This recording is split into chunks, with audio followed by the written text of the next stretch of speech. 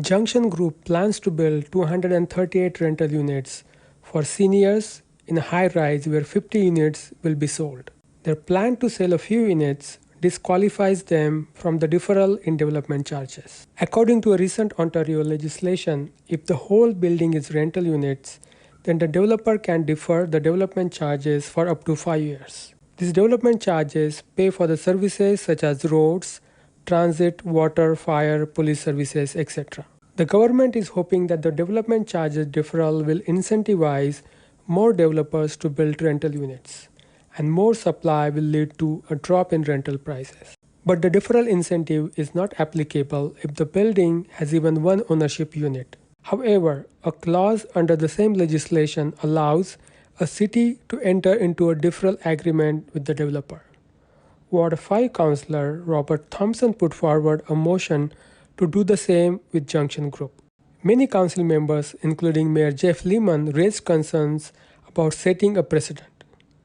Some said the precedent is good because it will encourage more development. Lehman said the precedent would be bad because the developers would make a lump sum money by selling a chunk of condos and ask for the deferral on rental units. However, he expressed the support for this particular motion because the drop in rental and housing prices, coupled with rising interest rates and raw material cost, is discouraging more development. He also said if the developer has decided not to sell condos, it would have gotten 5 years of deferral instead of 1 year proposed by the councilor Thomson. The agreement will also compel the developer to apply for the building permits within 120 days, hence ensuring economic value is added to the city immediately in a difficult economy.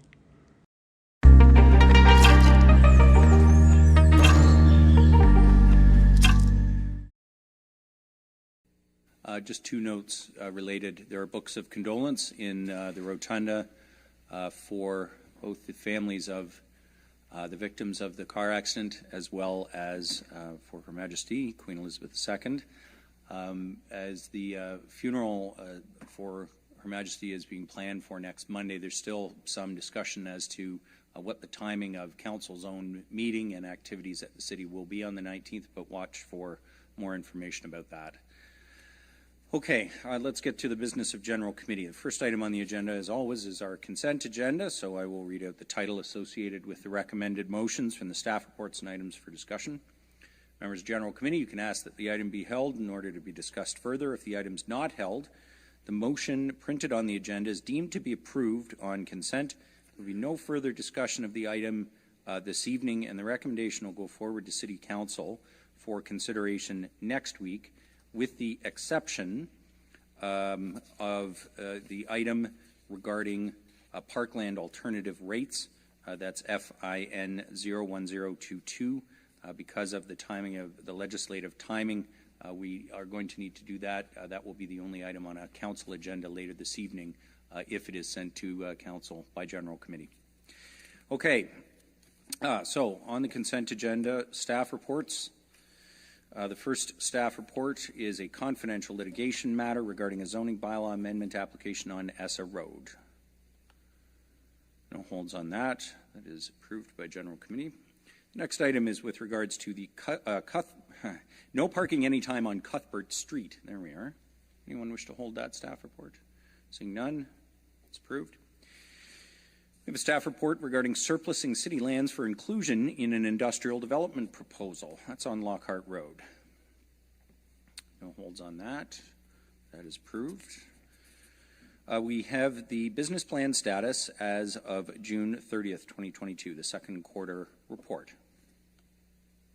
No holds. That is approved.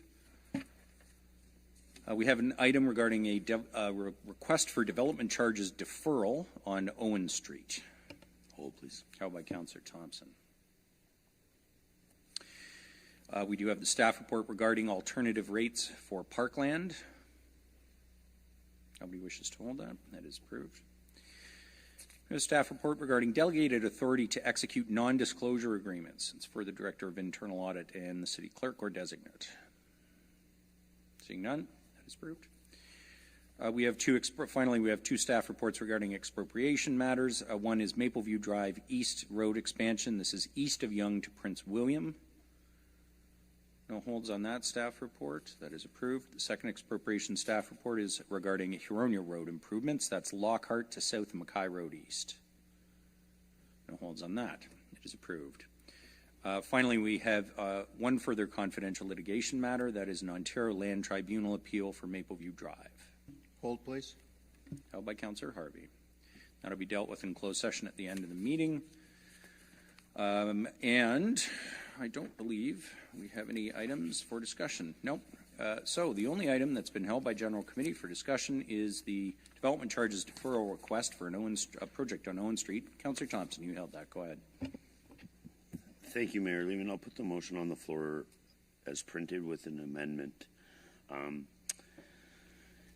That staff enter into an agreement with Junction Group on behalf of their client Traditional Senior Housing to defer the portion of development charges related to the purpose rental units, excluding the owned units, with payment in full occupancy, payment in full at occupancy, interest-free for 1 year, and thereafter adding interest at the city's 5-year moving average weighted cost on capital. I'm contingent on the developer applying for the building permits within 120 days of this agreement, and I can speak to that. Okay, we have an amendment moved by Councillor Thomson. I think it's been circulated. Go ahead, Councillor Thomson. Thanks, Mayor Lehman. So reading the staff report and stuff and realizing that there's some challenges with this, I just think with it being such a big issue of our housing shortage and purpose rental, I think this is a great opportunity to kind of accelerate and hold the developer to, incentivize, I guess, to a point to start building. I'm conscious that there is, a little bit of a financial implication, but, at the end of the day, if they build nothing, I think that's more of a burden on the finance of the corporation. So speaking with Mr. Miller and Ms. Banfield, we've come up with kind of a middle of the road approach that's lessen the impact to the corporation and hopefully sees 238 senior units built in a timely manner is something I think that's important. Okay, thanks, Councillor Thomson. Anyone wish to comment on the amendment? Councillor Harvey. Thank you, Mayor Lehman. Question for staff. Probably Mr. Miller would be the best one to answer this, because I know there's some concerns raised in the initial staff report in regards to setting a precedent that's never been set before. And even with this amendment, am I safe in assuming that this is setting a new precedent that the city has never done before? Because part of my concern is if we set a new precedent, we've got, especially the biggest one that comes to mind is the Smart Centers development, which is all rentals, which is going to be way more, several hundred units over this. And if we were to pass this, would it have implications for other developers like Smart Centers that come knocking at the door looking for the same thing? Through you, Mayor Lehman, to Councillor Harvey.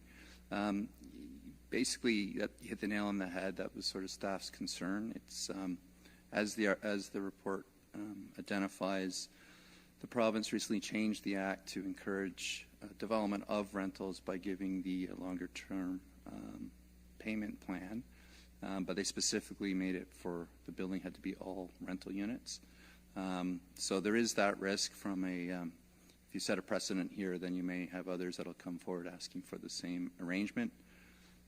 As we indicated in the report, the City of Barrie is relying heavily on development charge to pay the bills. So if you have approved too many of these sort of approaches, then that could be a challenge, resulting in potential of altering our capital plan.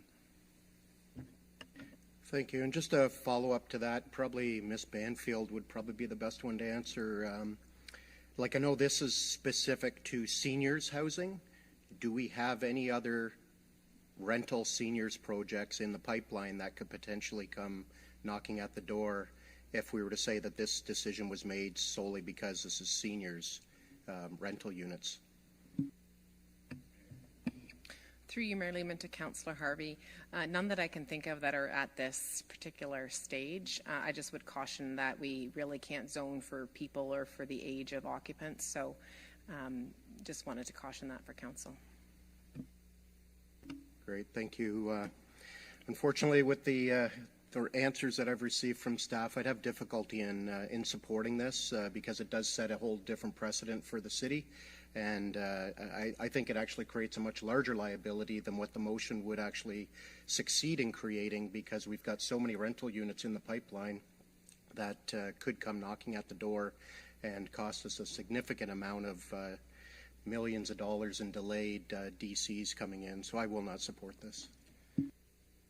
Thanks, Councillor Harvey. Councillor Riepma. Thank you, Mr. Mayor, and I have a couple of questions for staff as well. I'm very concerned about the precedent, and I guess the question that I have is the precedent that we're setting here dealing with a partial building that is partially rental and partially ownership? And is that the distinction that we need to make on this one? In other words, is that the precedent we're setting? And I guess the other question that I have is the 120 days of this agreement. I really like the idea of putting a time limit on picking up a building permit. The difficulty that I see with this wording at the moment is that how long will it take to get this agreement done? It could take, who knows, if they stall away, it could be a year or two, and then you know, we're still no further ahead. So I'm just wondering if there's another wording that would help us with that. Anyway, those are two questions that I have, and I'd be interested in what the answers are.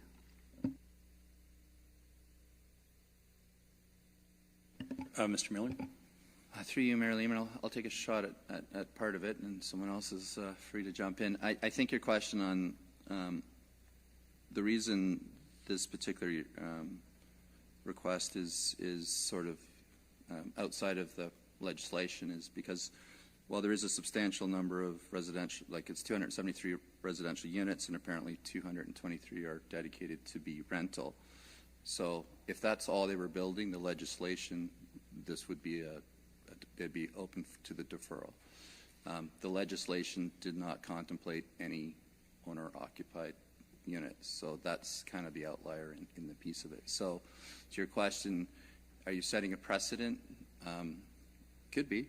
I mean, it's ultimately a policy decision of the city. It's one we haven't really looked at in collection with all the other policies that are going on at the same time. But the risk would be you would have others that may try and look to, maybe it's a lot less units and maybe it's one rental unit, and you'd have to set parameters around that. So that would be the risk I would suggest. In terms of clarifying the language to make it, can we get an agreement done quickly? I think I'd probably might have to defer to Ms. Bansfield in terms of where they are in the development process. I don't think that the actual agreement wouldn't be overly complicated to put together, but I'd have to defer to Michelle if she has any insight into that. Through you, Mayor Lehman, to Councillor Riepma. This applicant is not quite at the site plan approval stage yet. They don't have they have their conditional approval, but they don't have their final drawings to move into that final site plan agreement with the legal department. In the past, it's a separate agreement that's dealt with DC deferrals, and again, we use our colleagues in legal. Those agreements are actually pretty, we work with finance as well. They're actually pretty simple agreements, so I don't think that timing is necessarily an issue, except for the fact that, as I said, we're not quite at that stage of those final site plan drawings just yet. Just to follow up then, on the timing, I wonder if we shouldn't put an outside date on it so that if they're not at site plan approval yet, then we might be, who knows, another 120 or 200 days before we get site plan approval, and then after that, another 120 days. So we might be looking at pushing towards a year. So I'm just wondering if you have any suggestions as to how we might screw this down a little tighter.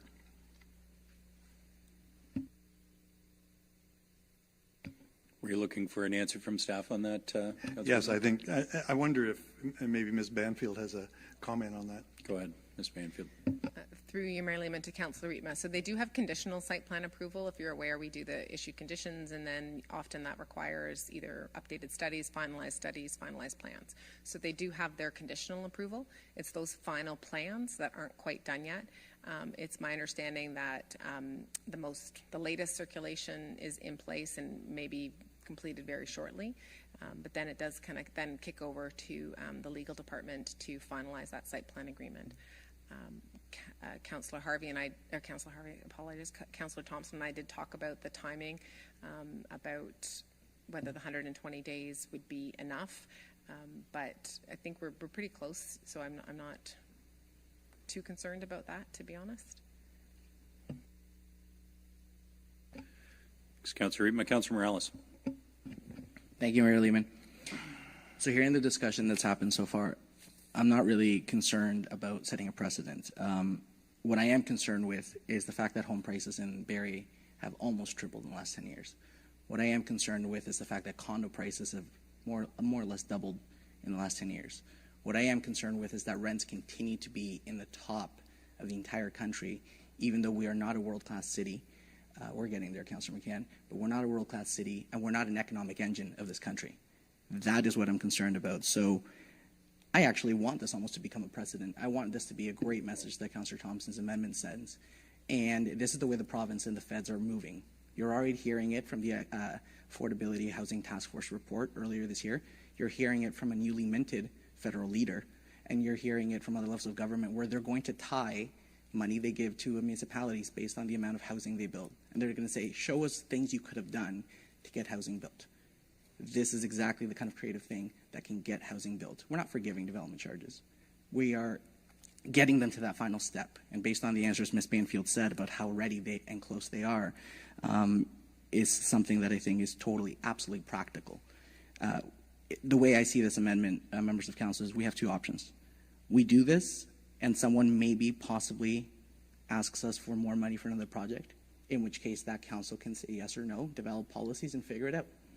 The second option is we don't do this, and we don't do it directly, but indirectly, we allow another corner of our downtown to be sterilized, and we miss more units coming onto the market, regardless of whether they're market rent or private rent. I'm not so much concerned about a theoretical possibility. I'm trying to focus on Councillor Thompson's amendment, what it allows us to do to strengthen our downtown core and provide more housing. Because I know one outcome I don't want, and that's home prices, rent prices, or condo prices to triple again in another 10 years. So I'll be supporting your amendment, Councillor Thompson. Councillor Morales. Councillor Kungle. Thank you, Mayor Lehman. I'm in favor of the amendment. So from what I can see, we're really talking about, unless I'm wrong, and I guess I'll direct this to Mr. Miller, 50 units being the discrepancy is what doesn't align to our policy to date. Is that correct? Through you, Mayor Lehman. So the legislation says has to be fully rental units, no owner occupied. So the 50 units is outside of that. The other point that's also outside of this is the 1-year interest-free loan. We have a policy that allows for nonprofits on their deferrals to get 5 years interest-free. Profits are the city's moving average weighted cost of capital. So those are the two elements that are outside of our policy. Okay, thank you. And in looking at the benefits noted in the staff report around the significant increase to rental stock, our ability to look at allowing the city to recoup the cost of deferral, and that there seems to be a protection in place where unpaid amounts past due can be added to the tax roll, and at least it gives us some security. So I'm feeling quite comfortable in this. I guess my last question, perhaps back to you, Mr. Miller, unless it falls to Ms. Banfield, tied to policy, if it lands in planning or in finance, is the reference to this maybe being an opportunity for us to explore policy setting around, should developments like this come forward, would there be a threshold around proportion of units, and perhaps some learnings through this process? Is that something that is already in place around where staff are going around a potential policy for the future, or would staff need direction to do so? Through you, Mayor Lehman. So I'm excited to announce Okay. that Council gave us direction last year to bring forward a development charge background study update, the new community benefit charge update, and legislation's requiring us to also bring forward a new parkland, or looking at our parkland alternative rates. So we are coming forward with a whole bunch of exciting things in the spring, which will tie into the conversation around affordable housing and what tools and options are available. So it's better to have that conversation actually at that time when we have all of them together at the same time. Okay, thank you. I appreciate that. And I'm in full support of the amendment. And I guess I would last say as a comment, I mean, we can look at precedent setting at any time, and it's at the will of the council. I think this is great timing to consider how we could explore this opportunity and actually not see 50 units as mitigating us to actually get affordable housing stock online sooner. Well, and not that it's affordable housing necessarily, but that it's housing stock. Thanks, Councillor Kungl. I now have a long list. Deputy Mayor Ward, you're next. Thank you. I will support the amendment. I think I agree with Councillor Morales that it sets a precedent, but it sets a good precedent. We should be encouraging this kind of thing. If they were building a apartment building on the edge of town where they were requiring new roads and new sewers, I could see the argument. This is actually a place that's occupying an empty lot now. The sewers, everything's already there. The roads are already there. We'll get a lot more tax dollars and development charges from this. And we critically need, I mean, the lack of purpose-built rentals isn't the only reason, but Barrie has the Ontario average, or the Canadian average for purpose-built rentals. That means buildings that are built to be rented. People that aren't living in renting somebody's house or renting somebody's condo or renting a room in a house. The Ontario average is 47% of all rentals are purpose-built. The Barrie figure, according to Stats Canada, is 22.7. It's half the rate. We have a serious shortage of purpose-built rentals in Barrie. This is a way to maybe give them a bit of an incentive to build it. I know these aren't going to be what's classed as affordable, but it does increase our stock of purpose-built rentals, which we're desperately in need of in Barrie. Thank you. Thanks, Deputy Mayor Ward. Councillor Harris. Councillor Natalie Harris first. Thank you, Mayor Lehman. I love all the discussion around the table. So my question, I guess, and my concern is the wording that's in the legislation, that it doesn't specifically match. So would there be a way of changing the wording in the amendment to match timing that Mr. Miller's reports are coming back? Would we be in any kind of legal concerns that we are kind of bending what the legislation is saying it's requiring? Am I understanding that right? Mr. Miller.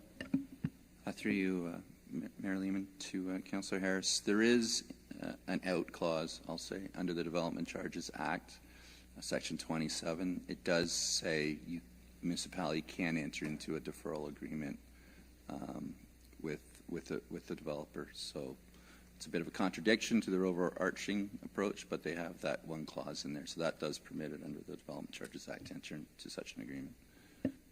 Okay, that helps a lot to clarify things. Great, thanks. And the other, Councillor Harris. Thank you, Mayor Lehman. I'll be quick. I just one thing I hadn't noted, and maybe through you to Ms. Banfield, is there a count of affordable units in this build? I couldn't find that. Through you, Mayor Lehman, to Councillor Harris, no, I don't believe there's any affordable as defined units in this project. Okay, thank you. And notwithstanding, that would have been a win-win, but I do appreciate the efforts to put this forward, and thank you, Councillor Thomson. I will be supporting it, and some precedents are good, so thank you. Thanks, Councillor Harris. Councillor Thomson, back to you. Thank you, through you, Mayor Lehman. Just a little bit of clarity, and I do appreciate Councillor Gary Harvey's approach and concern, but The problem is, and you know, every one of my colleagues has said the same, the precedent we're setting is very good, but the Smart Center development actually has a deferral of 20 years. They'll pay interest on the deferral for 20 years. That's the new legislation. This building would have the same if they didn't have the 5 floors of ownership. If this was an all rental, they would be able to defer for 20 years.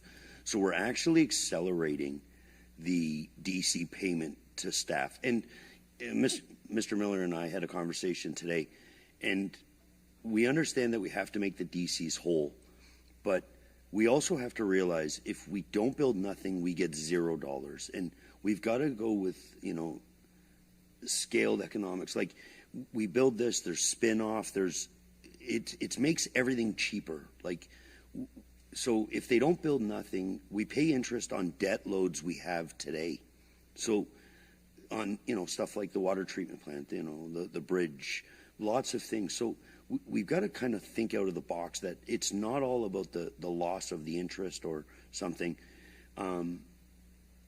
It's kind of thinking out of the box to see if we can maybe start incentivizing actually shovels in the ground. So that's what I'm hoping to do.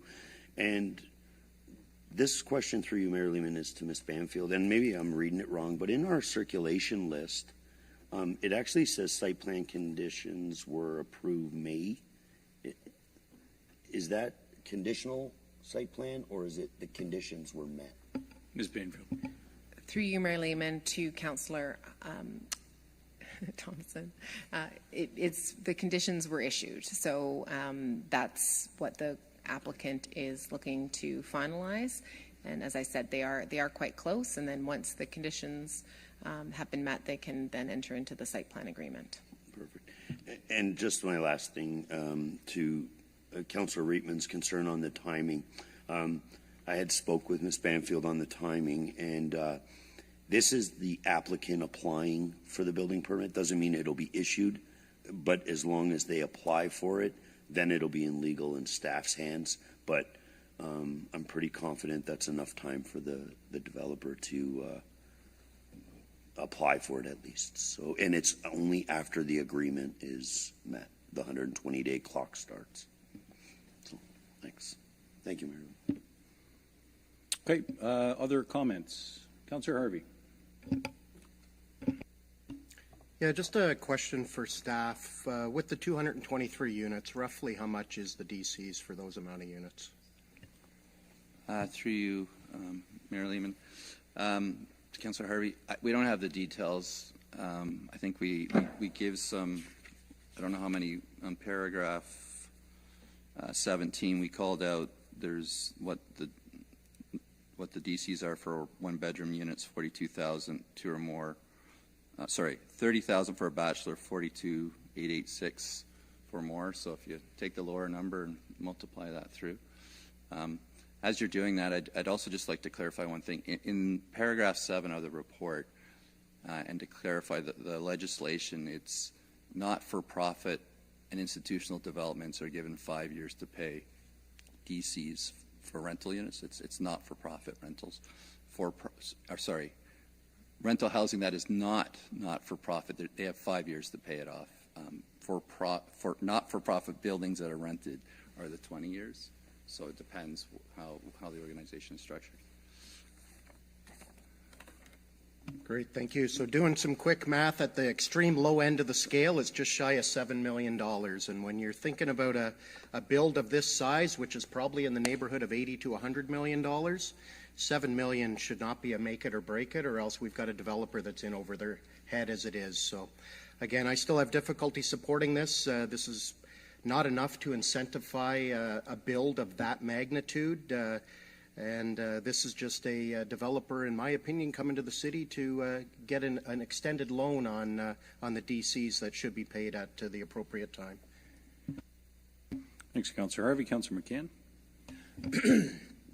Thank you, Mayor Lehman. And I have to say I pretty much agree with everybody around the table, including Councillor Harvey. But I may have a couple questions for the mover, and then maybe a couple questions for Mr. Miller.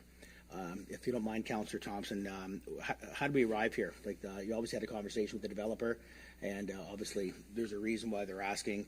It could be for just because they want to save some money, or is there any issues that we should know about?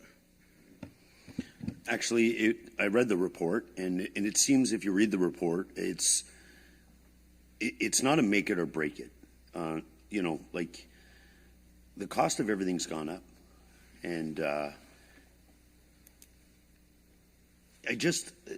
I looked at the report, and Mayor Lehman and I had this conversation probably in June, I think it was, and we had talked about, you know, looking at certain things.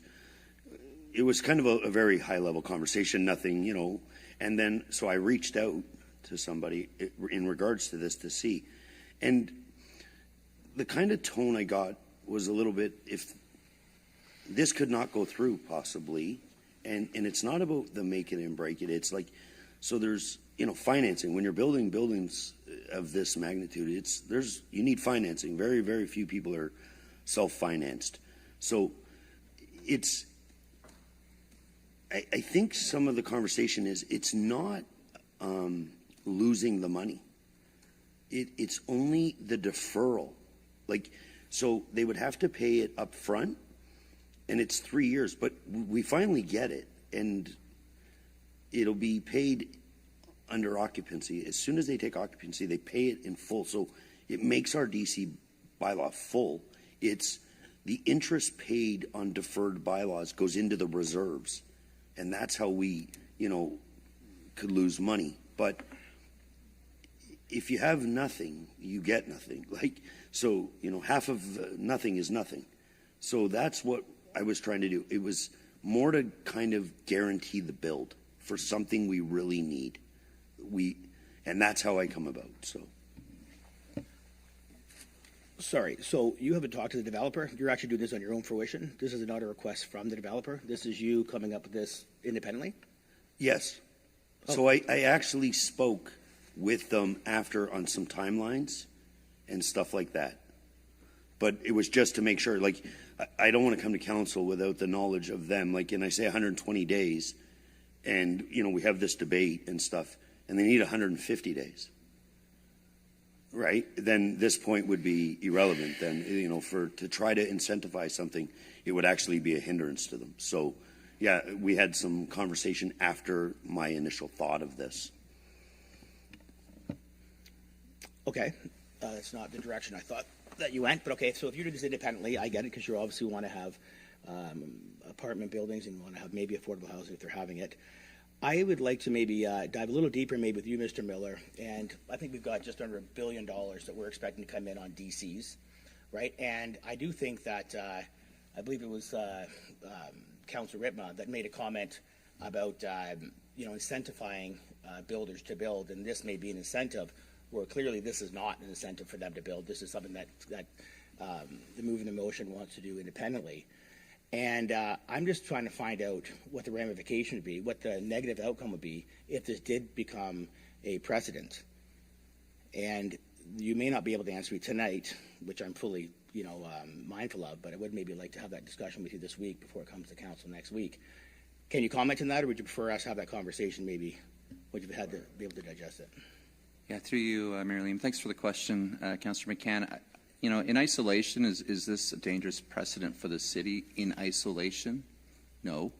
But if it's a policy decision of the city that we're taking going forward, then yeah, I'm losing sleep again. But if it's only because, you know, the idea is you've got the development charges, we're treating everyone, we're in relation to the Act, we're doing everything we're supposed to, and everyone's being treated fair and equally.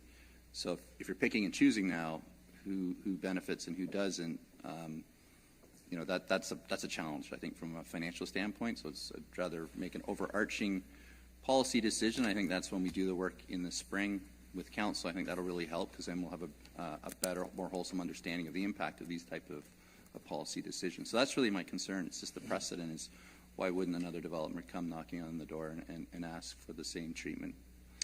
Yeah, and I think there's actually, I think Councillor Thomson said there's probably a hybrid here. And quite frankly, I mean, I like this direction if people get shovels in the ground earlier, right? And I think first come, first serve, it would be a great starting point and have a dollar amount, and the first people come in get this gift of interest-free DCs. And then I guess that my next question would be, talking about this particular investment, this particular building, what are the costs if we do defer the amount? Because obviously, as I think Councilor Thomson said, the pipes are already there, the infrastructure is pretty much already there. We're not starting from ground zero like we are in the annex lands. What would our cost be? So through you, Mayor Lehman, to Councillor McCann. So if it's 1 year interest free, and the lowest end was $7 million, but if I take an average and say, let's say it's $10 million in DCs, so 1 year of interest free at current rate of 5%, it's around $500,000 that would be the cost to the city directly. Right.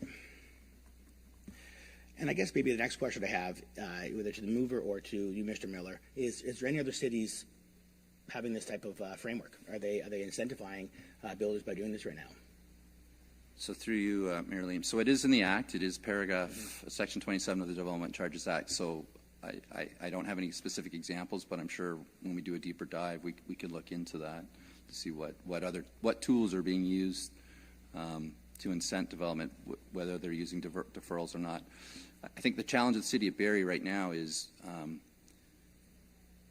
it's positive to see there's a lot of development happening in the city, but we are relying on a lot of development charges to pay for that. So it's the balancing of how much you're going to give to incent one development. It's really taking a more holistic approach of what's the big picture and what are the objectives that we're trying to ultimately achieve.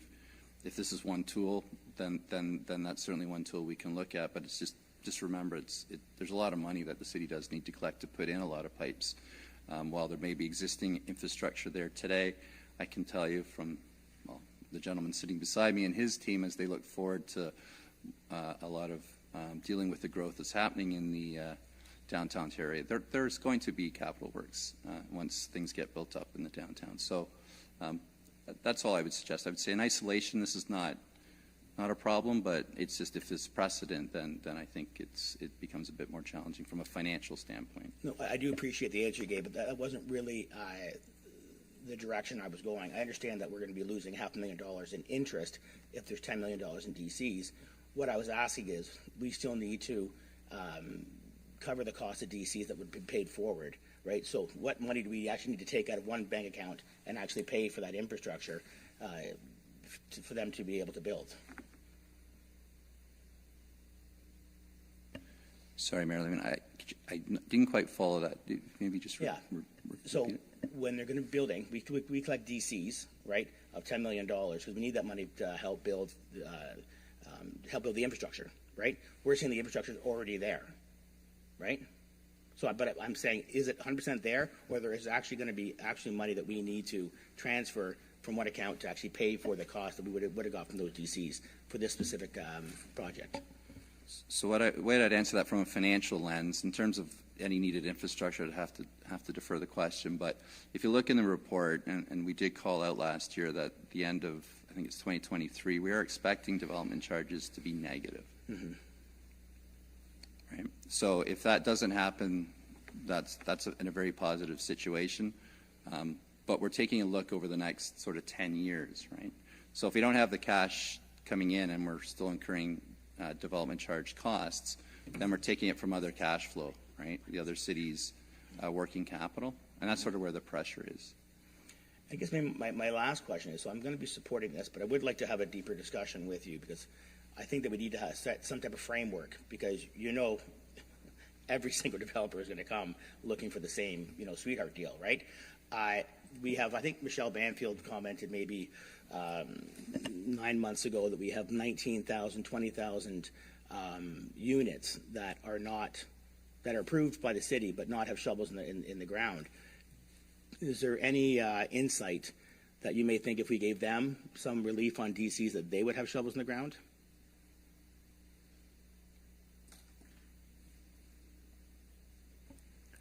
Ms. Banfield, want to take a crack at that? Do you hear that as the reason why people don't go from planning approval to building permit approval? Through you, Mayor Lehman, to Councilor McCann, we have heard that, and in particular with the landowners in the secondary plan areas, We do work with them on the phasing of their subdivisions to spread out and smooth out those DC costs. Okay, I will prove it tonight, but next week at City Council, I definitely may bring this back up and get some more detail. But I would like to have some more insight and some more discussion with you, Mr. Mayor, please. Thank you. Others who wish to comment on the amendment? Councillor Morales. Oh, sorry, Councillor Natalie Harris, I saw you first. Thank you. My question, I guess, would be tonight if it passes, and then, you know, we have the week until we can talk about it more, but maybe we could come back with something that's a bit more of wording around the next council would look into policy that would, you know, word something that wouldn't be a worry of a precedent financially. That this is just the first time talking about this around the table.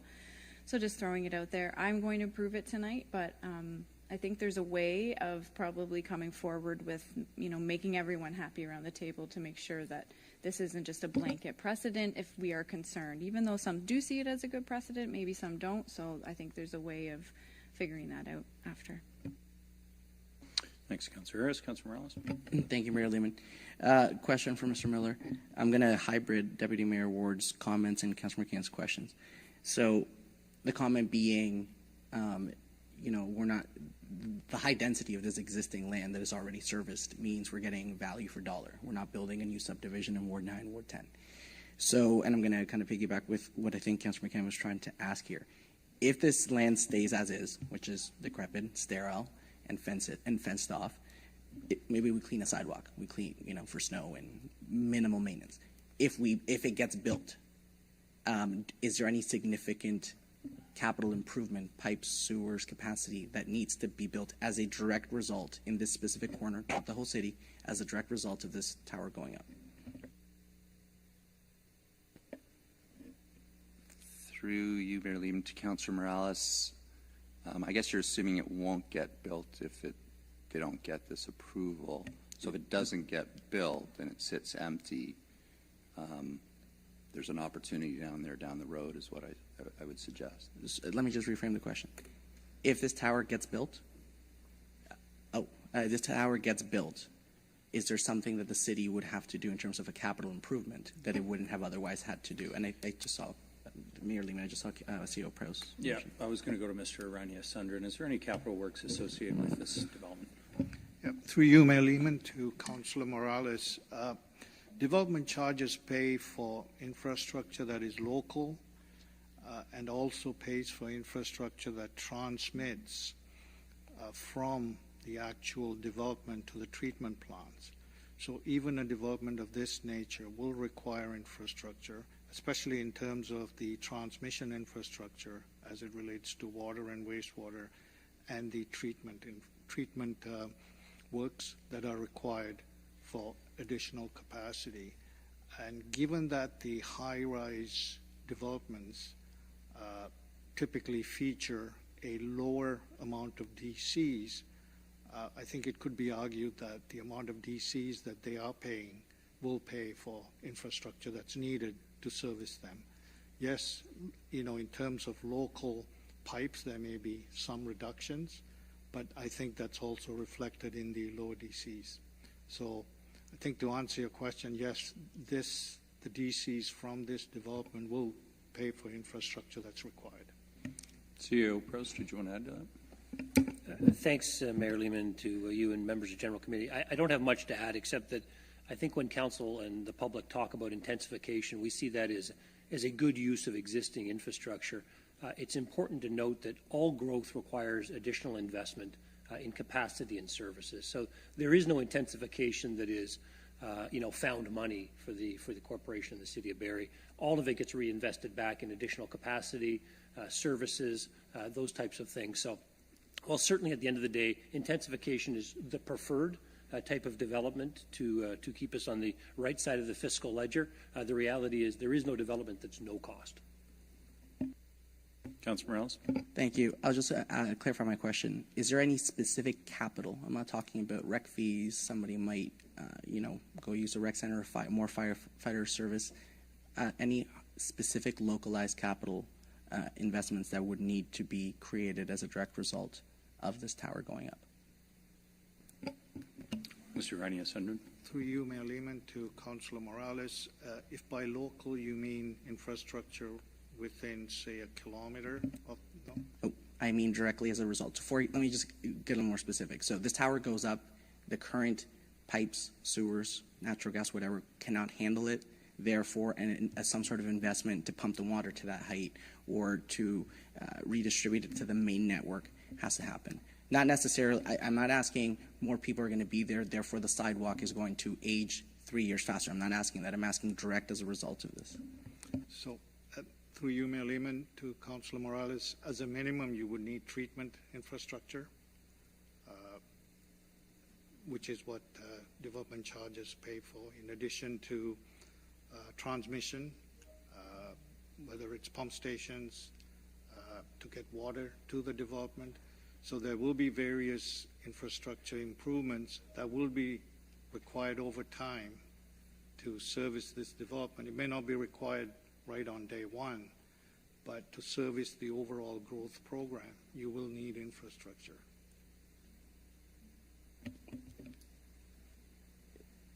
So I'm just going to make a couple of comments, Mayor Lehman. So as in regard to the discussion that happened, obviously this is an efficient development. This meets our strategic plan of a vibrant, growing, people-friendly, people-present downtown. This is also something that the Downtown Bay Area BIA board has been advocating for at different public meetings that have minutes and have records, different chairs, including the time. More eyes on the street means more people living downtown. So this is something that definitely we've been advocating for. So anybody can really say that they support housing and care whether people can live affordably. It really takes a real vision to actually follow through with it. Something I wanted to clarify that with the questions Councilor McCann was asking Councilor Thomson. It appears, and please somebody clarify me if I'm misspeaking here. It appears that this may have been an independent idea by Councilor Thomson, but it was an idea not in a silo. It wasn't in isolation. He consulted with a person of industry, a stakeholder. I actually heard about this over the summer by another member of council too. Actually didn't act on it. Councilor Thomson did. He took that next step further. He made sure the time parameter worked for them. It's something that everybody seems as reasonable on the table, and this is again another proposed solution to getting more housing built of all types, of all sizes, for all people in an area where this is not phase 3 of Ward 10. It's not phase 2 of Ward 9 where we have to pay a $30 million pipe. It is about creating more roofs over people's heads. And because of that, I don't feel comfortable taking the let them eat cake approach. If it was just somebody making more profit, more capital, fair enough. But the laissez-faire, let them eat cake approach, it's not something that I'm feeling comfortable when we have a viable amendment that is going to get more roofs built for people. That's what makes it different for me. And the fact that, again, it's as Deputy Mayor Ward said, and we all know, this is an extremely efficient use of a site that currently is fenced off. Others wish to comment on the amendment? No? Okay, a couple of questions for me. So I think we went down a few rabbit holes here. DC's, sure, this building might not require a new pumping station, but 5 or 10 new buildings in the core requires a new pumping station, and that's hella expensive. Who's going to pay for that? The new units have to pay for that through development charges. So whether the building has high infrastructure costs associated with it or not, the whole point is DCs are pooled, and any time you give a break, the pool gets smaller and the taxpayer gets to pick it up. I guess where the comment I would make is, on the surface of it, I would never support this. This is a for-profit development. There's no affordable housing guarantee. It's a giveaway. However, here's why I am going to support it, because it is an unusual, very unusual circumstance. I think the precedent that I'm concerned about is unlikely to be a problem. So I'm just going to ask a couple of questions about that, because I think people need to, we maybe need to understand exactly what's being discussed here tonight. And I think we got off on the wrong tangent in how to think about this. So, Mr. Miller, if a for-profit developer comes in, they want to build rental apartments, doesn't matter whether they're going to charge $1,000 a month or $3,000 a month in rent, under the legislation, if the whole building is rentals, they can defer their DCs for up to 5 years under the new legislation. Okay. So the Ontario government has said, municipalities, you got to do that because we got to get more purpose-built rentals built. More supply is good. Generally, we're going to not worry about whether or not it's at $1,000 or $3,000. Just more supply is good. So municipalities, you have to allow a for-profit developer to defer for up to 5 years their development charges if the whole building's purpose-built. That's the legislation. That's correct. Okay. The only reason this one isn't getting that exemption is because they have 50 condo units and 223 purpose-built rentals. Now, the argument against doing that, because I was part of this discussion when the government was advancing this idea, is that, you know, if you throw 50 condos in there, you're going to sell them for $1 million each. You just made $50 million. You can probably cough up your DCs. So maybe we shouldn't cry poor. The problem, and the reason I'm going to support this is twofold. One is with confidence that the next council will take a comprehensive look at this. I actually question whether this staff report was in order because we're a lame duck council, and this has monetary implications of up to $500,000. I think it is in order, just because what is being requested is a deferral of a development charge payment date.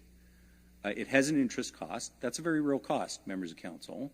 If the city has to borrow another $10 million because we didn't receive development charges, our treasurers just told us the cost to the taxpayer is $500,000. That's what you're proving. The only reason I'm willing to support this is because the vast majority of these units are rental, and we're at this really weird point in construction right now where we have seen other high-rise projects at the very least slow down. Nobody's canceled yet, but there's some that have slowed down, and the reason why, go to the City of or the Barrie District Real Estate Association statistics. Average sold price, all homes in Barrie, down 12% in 1 quarter, down 13% on the year. Depending on the size of the condo, you've got different amounts, drops, but in some cases, more than 20% in the sale price. But at the same time, we've had Stats Canada report a really stunning 22% increase in the cost of construction. So what I'm now being told, because I check in regularly with the people who want to invest hundreds of millions of dollars in our city, is that the math suddenly doesn't work. And so if we want to see these projects go forward, at least give me a little breathing room to go make it happen. So with respect, Councillor Harvey, I do believe the amount is material, $9 million on a development like this, or even if it's only 7, Mr. Miller's used 10, it depends on the unit mix. It's somewhere from 7 to 10 million. I think it is material to allow a deferral for 1 year. Let's keep in mind, if they didn't have the 50 condo units in there, they could have deferred this for 5 years, and we'd be taking a $2.5 million interest hit. So while my sympathy for the developer, to be frank, is pretty limited when you've got 50 condo units that you're going to capitalize up front, because the economics have changed so much, and because, as Deputy Mayor Ward has very well laid out, we have such a shortage of purpose-built rentals in the city, I do see the value in giving this developer, frankly, 1/5 of what they would have got if they just rented all the units. And, you know, I think purpose-built rentals can be built by well-capitalized, very large development companies because they can afford $100 million in construction cost on the strength of the income to come later and their own borrowing capacity. That's not the same for all development consortiums, and that was one of the reasons the Ontario government put the purpose-built rental deferral piece into legislation. So my sympathy is limited. I would not want to see this become a standard practice. My one fear about precedent is now you're going to have developers say, oh, well, we can still have 20% condos in our building and still get the deferrals. So Barrie Council, you've set a precedent. I'm going to come in. I'm still going to make my $100 million on condo sales off the top, and then I'm still going to expect you to defer my DCs. Because there's a comprehensive review coming, because it's a 1 year, and I think Councillor Thomson's amendment, by the way, is very well crafted. to put a time incentive on it. That's something we have seen be a problem in Barrie, people not pulling their permits after a planning approval or flipping a project. So I'm going to support this one because I think it's been very well done and we're at an unusual time. I am a little concerned about the precedent, but the precedent I'm not concerned about is, hey, rental buildings get to defer their DCs. Guess what, guys? If it was all rental, you'd be giving them a much larger deferral period. So the one concern I have is that next council, whoever's on it, don't let the practice of I'm coming in with a couple of floors of condo, but I still want my taxpayer-funded loan to become your standard practice. That's the comment I'd want to make before I call the vote on the amendment, which I will do now. All those in favor of the amendment, please indicate. I am as well. Opposed? One. That carries. Separate report. Separate report's been requested, Madam Clerk, for that one item. The other item that was held tonight is a confidential litigation matter. Madam Clerk, are we doing those here or are we doing those in the Sir Robert Barrie room? Okay, I will need a public motion to move into closed session to discuss the confidential litigation matter, Ontario Land Tribunal Appeal, Mapleview Drive. Can I have a motion to move into closed? Councillor Kungle, seconded by Councillor Harvey. All those in favor? Anyone opposed? Okay, that motion is carried. We will move into closed session in the Sir Robert Barrie room. And we will do inquiries and announcements after that, I suppose, and the circulation list items. Okay, yeah, we'll take about 5 minutes before we convene the closed session. Sorry.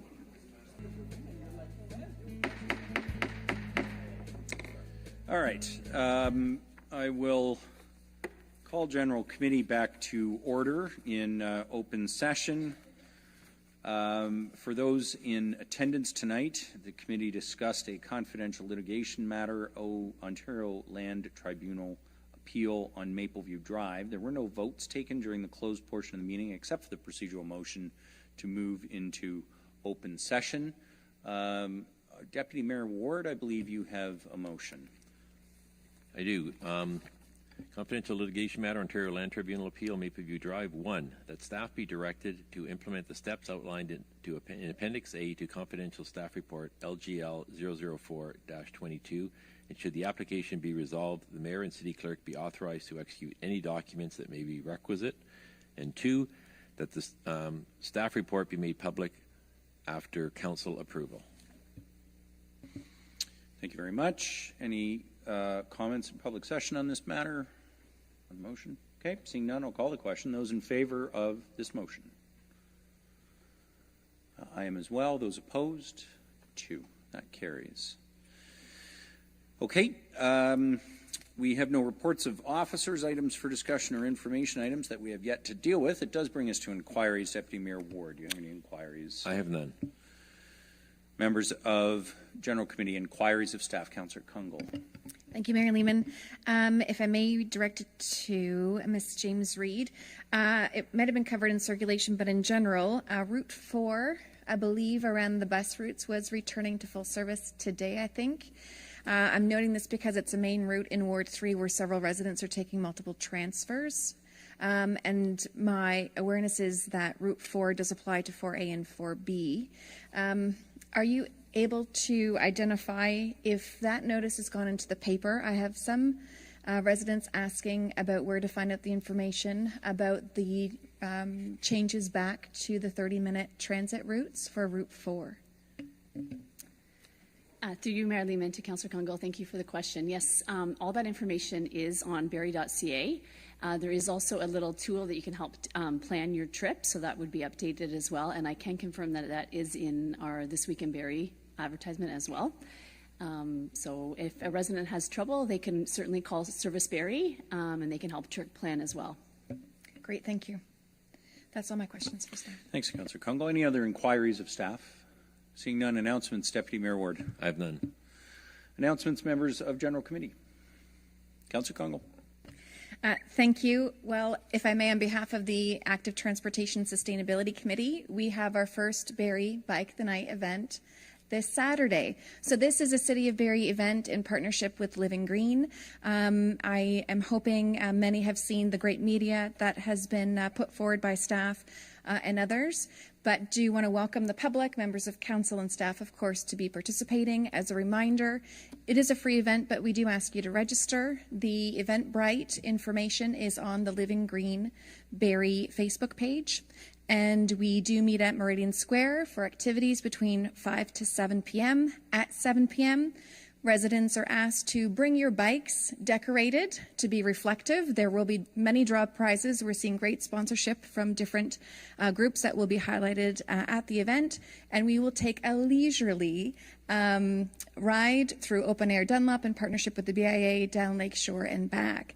So we hope to see many there. The messaging for residents is this is about active transportation. So city staff are there with the city bus to show people how to rack your bike on a bus, and hoping to really have moments of that route where we're intersecting new or very experienced riders with traffic. So thank you to Barrie Police and others, but also across the board. Exciting that the learning from Guelph has come to Barrie and that this has been a supported event by council. So thank you. Thanks, Councillor Kungl. Any other announcements, members of General Committee? Sorry, you have a second one? I do, Go ahead. sorry. And it's a reminder, although it is public facing, that tomorrow night at Planning Committee, we have a Ward 3 development. So for 303 Cundles Road East, there is a planning zoning bylaw amendment at the meeting. And I believe you'll find more details around what's being presented by the developer online through the city website under developments in Ward 3. Thanks, Councillor Congo. Just to be clear, that's a public meeting. So no decision tomorrow night, but it is the opportunity for residents to have their say on that proposed development. So thank you for that. Any other announcements? Okay, seeing none, I just have a few. We did proclaim September 10th as Parkinson Canada Superwalk Day, September 12th to the 18th is Battle of Britain Week, and we had the raising of the Royal Canadian Air Force flag this morning. It's also Terry Fox Week in the city of Barrie next week, September 18th to the 24th.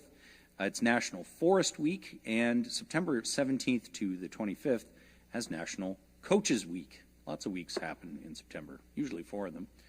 The City of Barrie is reminding residents that they must be on the voters list to vote in the 22 municipal election. Electors on the voters list will receive a voter information letter starting the last week of September. Of course, there's information on our website at barrie.ca/elections. We'd also like to encourage people to keep reusable items out of the landfill by participating in the next curbside collection of textiles. So textile collection, old clothes and other textiles, September 12th to the 16th. This week, there is information on our website as to how you can put your textiles out for curbside collection, barrie.ca/alternative options. We have now all of the circulation lists that were published over the summer. Members of council, rather than reading off all the dates, I'm going to give an open call. If you have any circulation list items, we're going all the way back to June 30th. Once a week, the circulation list was published over the summer from the 30th right through until today, September 12th. Are there any items from any of those circulation lists that members of the General Committee would wish pulled or referred? All right, well, they must have been great lists, very comprehensive. We do have a council meeting next. Madam Clerk, do you need any time before we move straight into council? Just a couple of minutes? Okay, so this completes the General Committee meeting. I'll ask everybody to sit still, though, because we'll get started with council in just a couple of minutes. General Committee is adjourned. City Council will commence in, we'll call it 3 minutes.